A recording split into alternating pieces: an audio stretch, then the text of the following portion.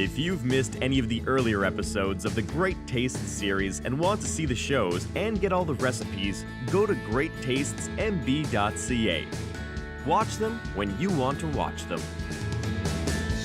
And welcome back to Great Tastes of Manitoba. We are here tonight with Manitoba turkey producer, Chef Jason Wartzman, and we are doing one-pot meals tonight, turkey and Guinness stew. This is what we're on to now. I think you'll have a lot of people in on the ground floor just because you've got the Guinness going, so we're going to talk a little bit about stout and why it's so great to cook with. But first off, let's get started on our actual turkey itself. You've got some going here. Yes, I've got some turkey thigh here. I've already seared it in olive oil. And I'm using turkey thigh because it's going to be really moist and juicy after the long cooking time and has the most flavor as well. Okay. So I'm just going to transfer it into this dish here, and then we're going to start sauteing some bacon. I was going to ask you though really quickly, like as far as, because you said I've heard that browning turkey is just generally a good idea, regardless of what the recipe is. Why is that? Yes, absolutely. Well, primarily it just releases all those flavors, like the caramelization, and it will also sear in certain dishes. It'll sear in the juices and hold it in there as well. All right. So now I've got some thick sliced apple smoked bacon here. Sounds terrible. Yeah, that's going to give us that really nice smoky flavor. Right. And you could also use turkey bacon, of course, if you wanted to. Yeah. You got that option. Yeah, so we get a little bit of color in there, and then we're going to add some onion, of course. You know, we got the classic stew type ingredients. It's got like carrots, potatoes, onions, celery. Those are like, you have to have them. Absolutely. And of course, we're fortunate. We've got Peak of the Market, locally grown carrots, red potatoes. That's a big one for them, and the onions as well. Yeah, I just added some garlic as well. We can't forget the garlic. No. Lots of garlic.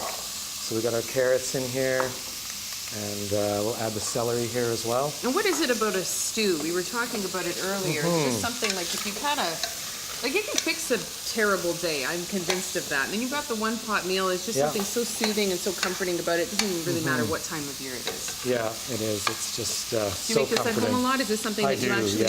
Yeah, and you can do a double, triple batch, and you can always freeze it as well. Works well. So we're going to deglaze it with the Guinness beer.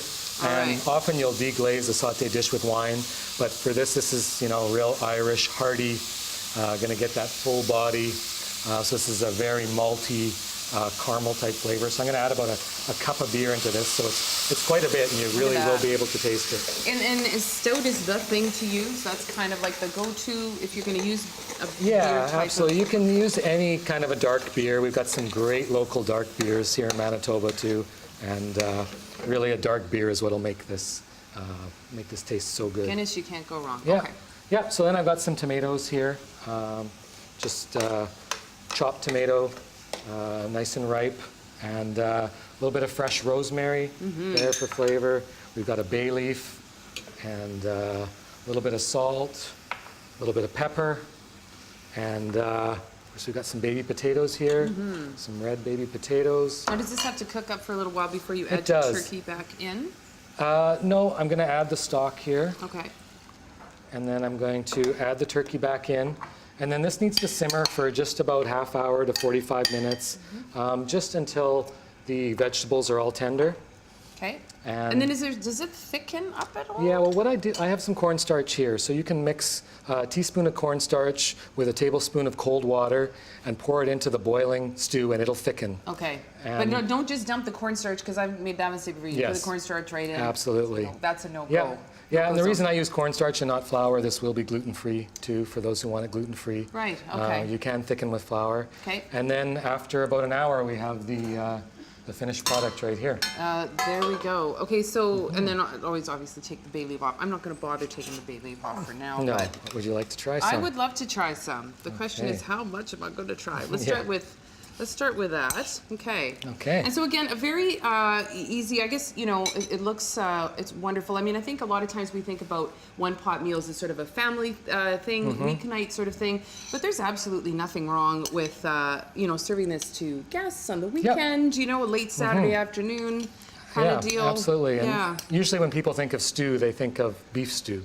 But, you know, you're looking at those turkey thighs in the grocery store and wondering what to do with them. Stew is a great option. That is absolutely wonderful. The thing that I noticed right away is just how moist that turkey is.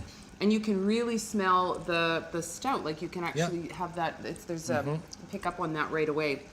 It's absolutely extraordinary. It's like a hug from the inside, courtesy of Chef Jason Wartzman and Manitoba Turkey Producers.